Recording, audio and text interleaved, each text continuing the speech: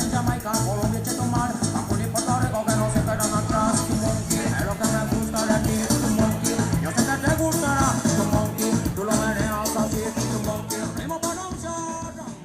Vendredi 27 mai, nous avons été invités à participer à la course pour la vie, à Felipe Carrillo Puerto, dans l'état du Quintana Roo, au Mexique. La première course qui n'ait jamais été organisée à Felipe pour inaugurer l'association Red por la Vida et qui a pour objectif d'apporter une aide psychologique aux personnes en détresse. Dans cet état du Quintana Roo, créé il y a à peine 70 ans, l'économie tourne à 80% grâce au tourisme. Cependant, ce tourisme, géré de manière non soutenable tant pour l'environnement que pour les populations locales, a engendré des inégalités criantes entre les populations, ainsi que des bouleversements sociaux et culturels sans précédent.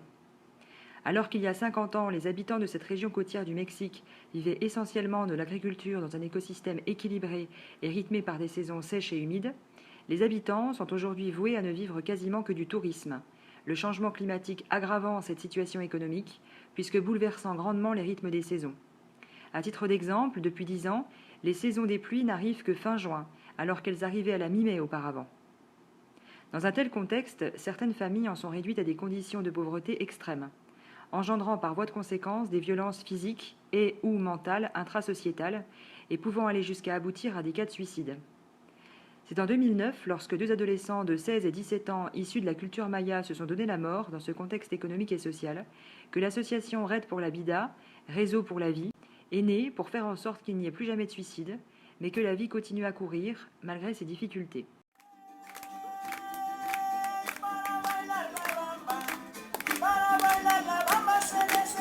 Una poca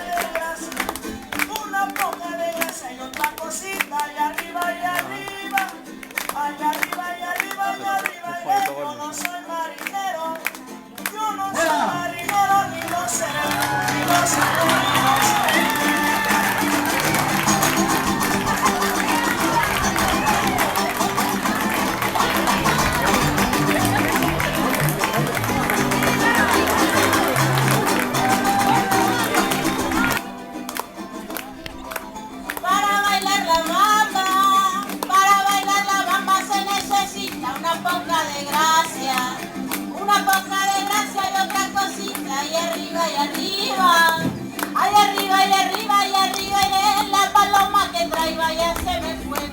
Campos floridos de San Andrés, de San Andrés, de San Andrés.